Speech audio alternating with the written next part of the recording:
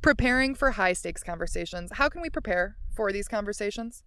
How can we go into a difficult conversation ready to have a successful one? Hey friends, my name is Gabby Roseley, and this is the Crucial Conversations podcast, a platform dedicated to self-fulfillment and breaking the cycle of wasted potential. Using the tools of perspective, knowledge, wisdom, and awareness, I, with the help of qualified expert guests, share free insight and proven strategies that lead to all forms of success. If you are ready to start investing in yourself and living the life of your dreams, because I promise it is possible for all of us, you came to the right place. Together, we will help each other level up and have the crucial conversations necessary to do so. Welcome back to the Crucial Conversations podcast, ladies and gentlemen. Start your engines. I'm officially in my batch recording era. I produce content more consistently when I sit down and I do more than one episode at a time. Codes unlocked. I am very excited because today I'm going to be talking about managing conflict in the workplace. This is one of the workshops that I'm facilitating with a group of attorneys and law students this weekend at a firm retreat, and I cannot wait because I think that this is such a powerful and necessary conversation that we can all learn something from, whether we are actively working in corporate or not. Managing conflict is difficult sometimes, and I think it's really, really important to have tools and an understanding of the dynamics at play in difficult conversations. So we're going to talk about them today. We're going to talk about how to prepare for them, like I said, and how to create a foundation for honest, open communication, for dialogue in the workplace. So I want you guys to ask yourself, what qualifies a conversation as difficult? What makes a conversation difficult? Like when we say, yeah, I'm about to have a tough conversation, or, ooh, this is going to be a difficult one to have. What is it? Why? What makes it difficult? And why do we tend to avoid them? What are we afraid of? It's really important to ask yourself questions, because when you are able to come up with an answer on your own, you're better able to navigate toward a solution that works for you. So that's why I ask these questions, so that we can start thinking as individuals before we offer answers to each other. Our answers should always come from ourselves. We can always draw on the wisdom of others, but I think it's really important to connect with yourself before you accept that wisdom from others. So why are they important to have? Why are they important? We have to have them. Even though they're tough to have, why are they important? Trust and commitment. They build trust and they showcase your commitment. In the workplace, that's what we're mostly going to be talking about today, because that's what this workshop is about. I can trust you if you are real with me. If you are honest with me, I know that I can trust you. I don't want to be told things that I want to hear all the time, because I know that what I want to hear all the time isn't what I need to hear all the time. It's the same thing in relationships as well. I can trust you if you're honest with me. And it showcases your commitment. You are committed to this team if you're being honest. If you are sharing your thoughts, your opinions, your emotions, even if they're difficult to share, you're committed to this team and its overall success. Same thing with the relationship. Opportunities for growth and learning. We cannot grow if we do not understand the areas where we need to improve. We cannot learn if we do not understand our own deficiencies. We cannot improve as a team if we do not understand where we need to step up. So this offers opportunity for growth and learning. And it strengthens collaboration. We work together more effectively when we understand, not just when we do well, but when we do poorly, because we need to know where we can improve. We have to be able to debrief failure. We have to celebrate success, but we have to be able to debrief failure. It is so critical to our improvement, to our success, to our feelings of connection with one another, and aligning for a team to work toward a goal. Essential. Prevention of resentment and misunderstanding. Yeah, if we hold on to negative emotions, they don't go anywhere. They just fester. And I don't know about you, but it is very, very easy for me to tell when there's tension in a room. Especially if that tension is coming from me, because I have like a kind of a difficult time controlling when I am frustrated or upset. You can kind of read it on my face. Even if my words say differently, you can read it. You can read energy. So we're going to eliminate a lot of those negative emotions if we just talk them out. And we're going to have a lot less misunderstanding as well, because if we avoid difficult conversations, we start to make assumptions and insinuations. And who knows if those are true? Those are true because you think those things, but they're not true because this is actually what's going on. So we have to have the conversations to make sure we have a full understanding of a situation, of a problem, of a project, whatever it is. And it builds resilience and emotional intelligence. Did you know? Emotional intelligence is the greatest predictor of success. It is not IQ, it is EQ. When we are emotionally intelligent, we are more successful. There have been countless studies that have proved this. So if we can increase our degree of emotional intelligence, which it is able to be increased, maybe that'll be another episode. Download. And it builds resilience. We build character when we have these difficult conversations. Okay. What are some of the dynamics of a difficult conversation? What makes a conversation difficult? The emotions. There's a lot of fear. There's a lot of, anger, these heavy emotions, sadness. There might be stress and overwhelm. There's a lot of emotions at play here. And so that can really contribute to the reactivity in conversations that oftentimes lead them to escalate and get out of hand. So emotions, we have to be able to acknowledge and validate each other's emotions in difficult conversations without letting them run the show. We have to recognize them. Assumptions, again, we talked about this. When you don't have the conversation, that allows those assumptions to be drawn more and more and more. And even if you haven't really been sitting with those for a long time, we still make assumptions. We do this every day. It's how our brain works. Our ego is trying to make sense of reality all the time. It is trying to draw conclusions and understand what it means to be an individual, a human being in this reality. So we're trying to draw conclusions, and oftentimes that entails making assumptions. But here's the problem with assumptions.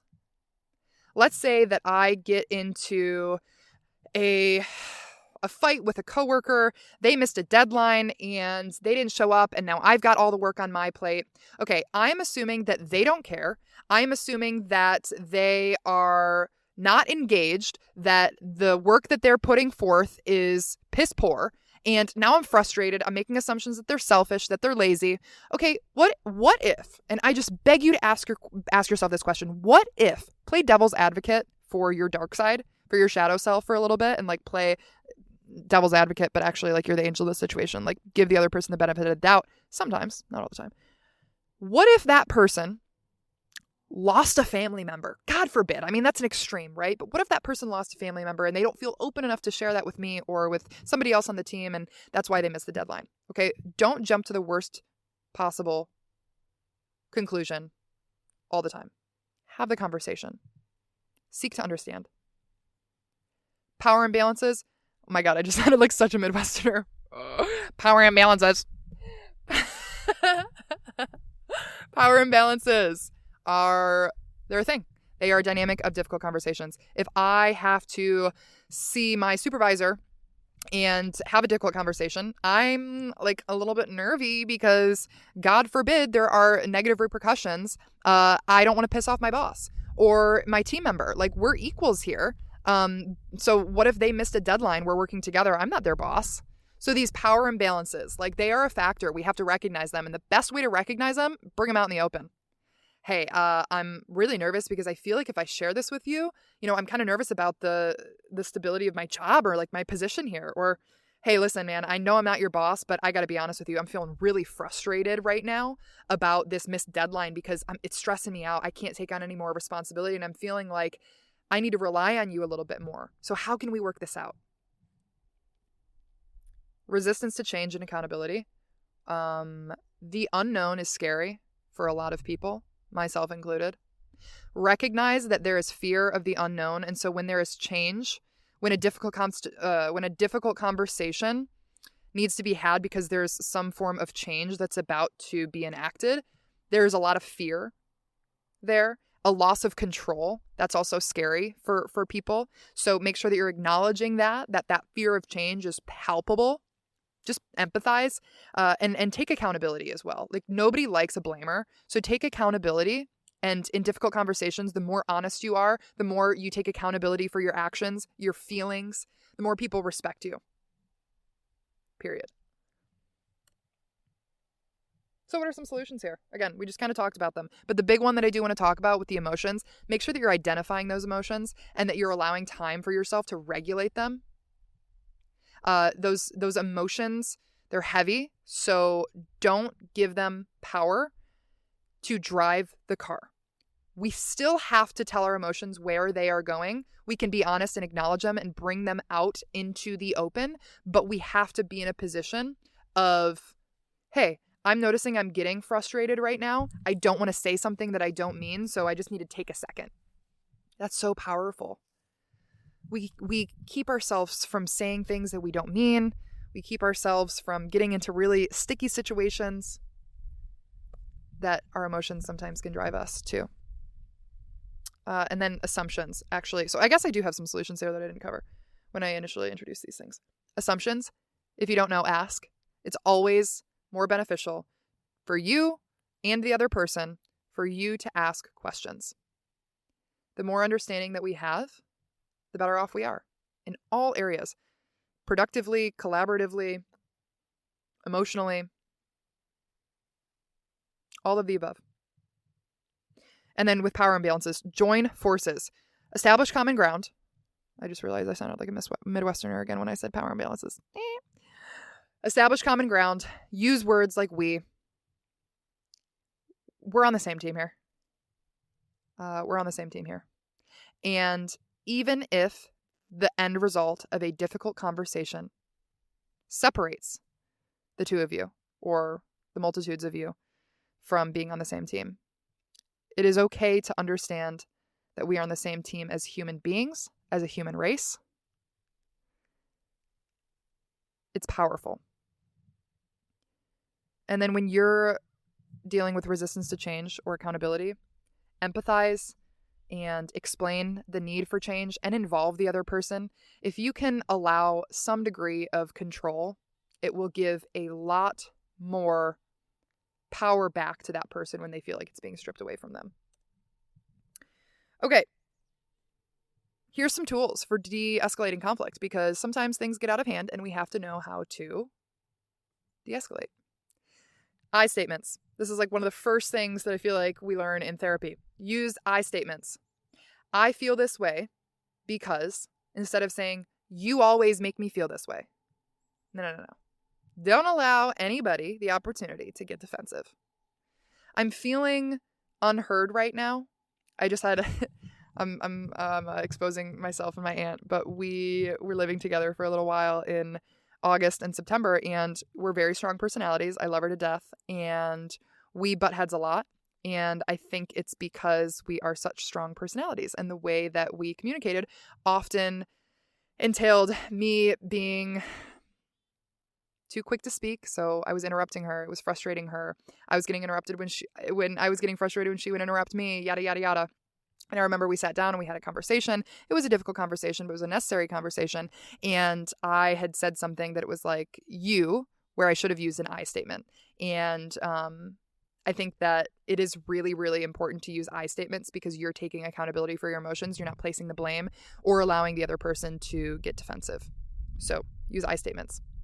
And then reframe and rephrase to be more problem solving, instead of, this is all wrong. This is all wrong. You know, you really, really screwed this up. Okay. Whoa. Let's try to offer solution-based feedback. It is always more constructive. And again, the other person is going to feel a lot less attacked if they know that there is a very likely and realistic solution to a problem that is being talked about. It's alleviating to know that there's a way out of this, and the pressure doesn't all rest on you to figure it out. Pause and reflect. Again, try not to interrupt. Try to be slow to speak. Let silence speak before you do. Do not let your emotions cause you to react. We want to be in a position to be able to respond. So pause and just breathe for a minute. Like if you're feeling yourself get heated, if you're feeling the other person get heated, sit with that for a second. Just breathe into it. Yeah. I'm noticing I'm getting really frustrated right now. My frustration is coming from, here we go. I'm not going to insult you, call you a dick, and storm out of the room. I'm going to try to maintain my composure. This takes a lot of practice. I am not an expert. Let me tell you right now, I'm not an expert. And I will never claim to be. I'm learning. We are all learning. This is why it's important we have these conversations so that we can learn. Active listening and validation. They are those two things, and they go hand in hand. You are communicating that you care, and everybody wants to be heard. Remember, everybody in the history of the world has entered conversations with the same goal in mind, and that is to be heard. We have a deep desire to be understood. So make sure that we are listening to others like we care. This confirms your understanding and your commitment when we validate emotions as well. So we're going to give a couple examples here. Instead of saying, "You never listen to my concerns" during our meetings, we might say, "I've noticed that I often feel unheard during our discussions. Can we create a space where we both feel comfortable sharing our concerns?" We might say that instead. Or instead of saying, "I'm frustrated that you keep changing the deadlines without consulting the team," even though we use an I statement here, still opens the door for defensiveness. So how can we be problem solving? How can we de-escalate emotion here? How about, "I appreciate your commitment to meeting our goals, but I'd like to discuss how we can communicate about deadline changes more effectively to ensure everyone is aligned." I appreciate you. That's the first thing that this statement just started out with. I appreciate your commitment to meeting our goals. Thanks for your recognition. That makes people feel really good. And before you lay something on heavy, let's try to acknowledge the good. It's like this balance.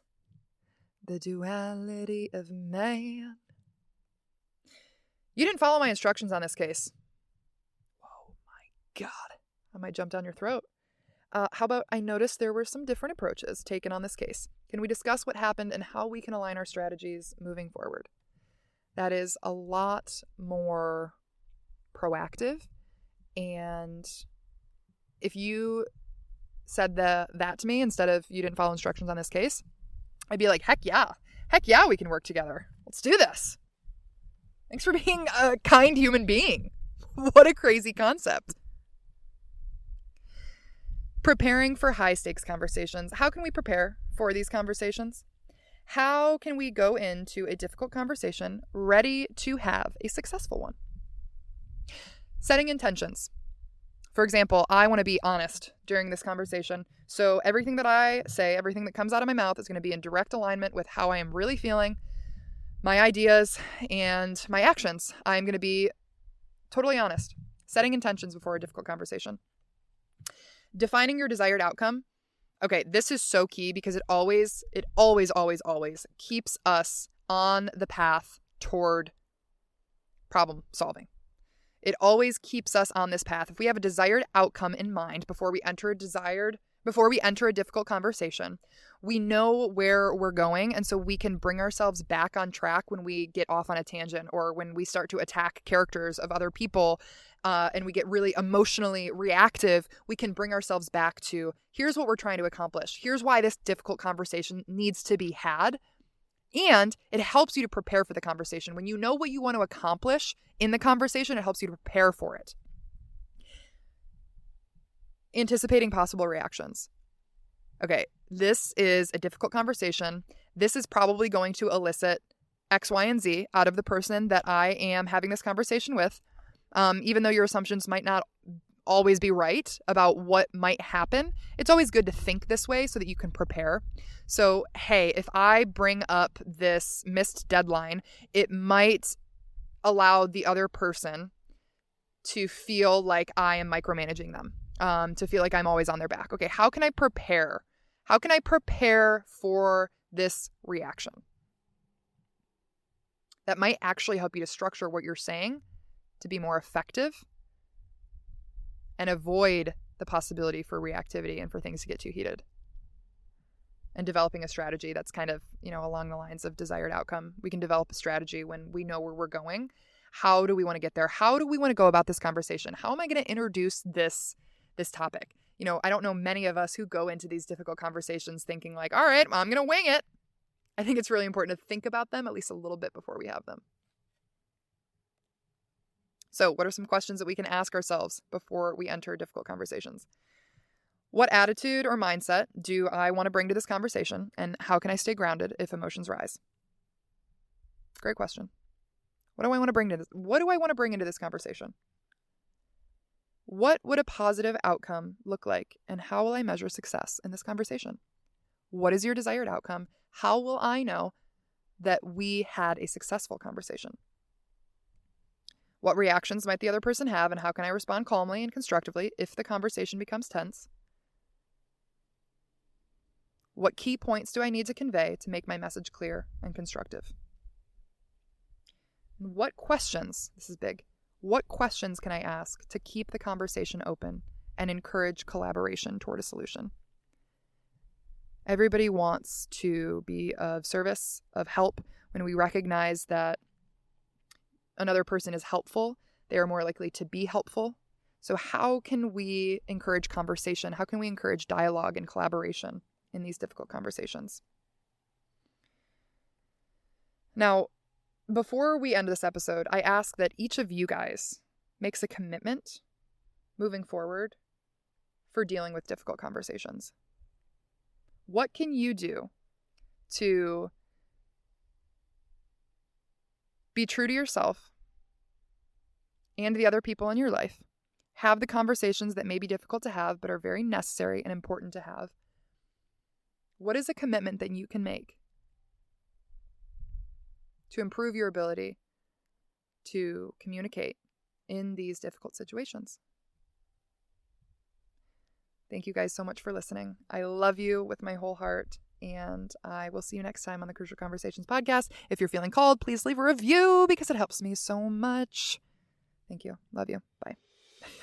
Bye. Hey, y'all. Before you head out, I just want to say thank you. Thank you for listening to this episode, and most importantly, thank you for making the conscious decision to invest in yourself and expand your mind. By doing so, you are helping to elevate us all to live better lives. By showing up and emulating the things that you learned in today's crucial conversation, you are inspiring those around you. If you want to continue this domino effect, share this episode with someone that you want to help to unlock their maximum potential. And connect with me on Instagram at @GabbyRosleyCo to share your valuable feedback and offer recommendations for what you'd like to hear in future episodes. I love you all. Keep shining your unique lights, and I will see you next time on the Crucial Conversations podcast.